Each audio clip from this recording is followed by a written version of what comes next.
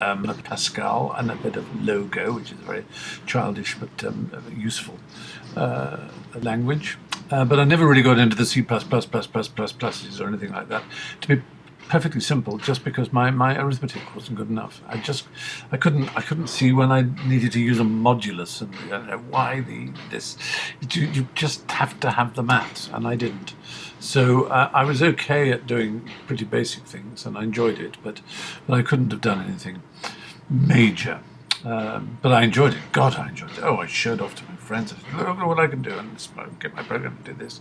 And I remember I built for ages a very basic sort of Liza engine. Liza is a sort of intelligent database that you ask questions. An email. Oh dear, that's my phone saying I've got an email. I'll turn that off sound-wise. Interestingly, this is my iPhone. Can you see that it's been pimped? It's been pimped in Norwich City colours. Isn't that cool? Did you ever see anything cooler in all your life? No, you bloody didn't.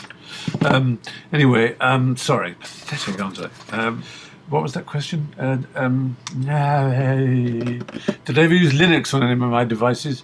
Obvious question. Yes, indeed, absolutely. I try to keep... it's Ubuntu these days. It seems the friendliest.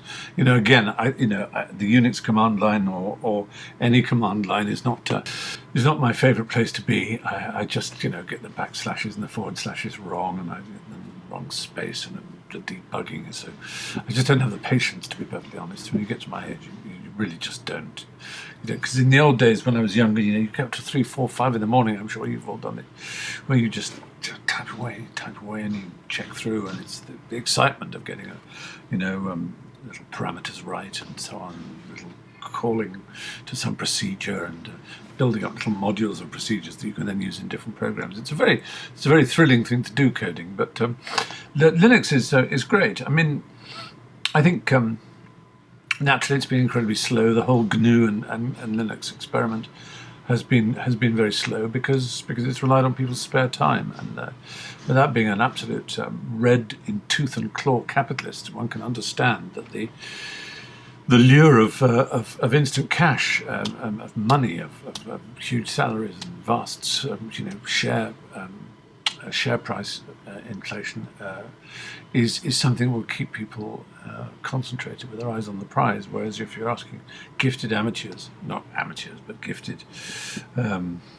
what's the word? Philanthropists, I suppose, to create an open source system like Linux, then you can't expect it, I suppose, to develop and come up with new versions as often as it has.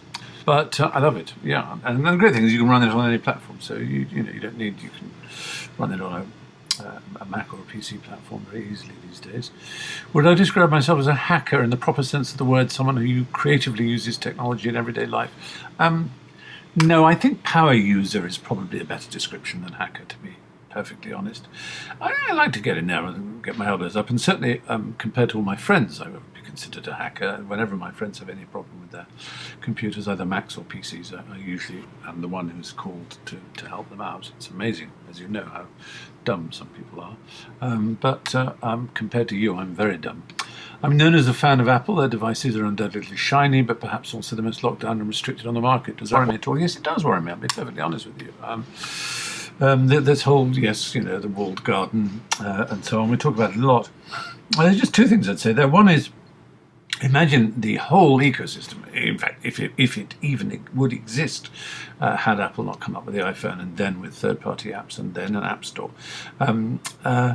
Imagine how that ecosystem would be if there weren't tightly sealed up APIs for the keyboard and for various other features, hardware and indeed software features of the operating system.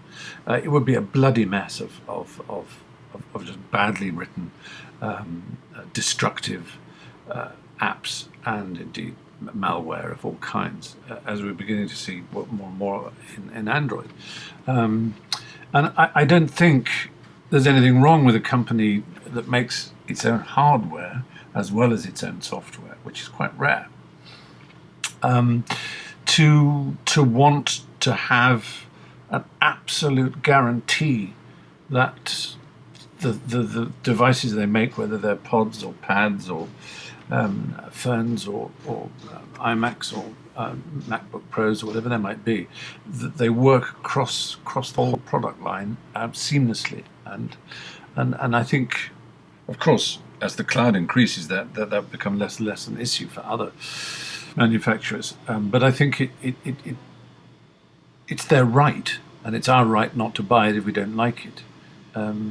After all, it's not that long ago that they were a busted flush, and everybody said the company wouldn't exist anymore. But I do worry that sometimes they're a bit tyrannical and a bit silly, and they should just loosen up in some areas.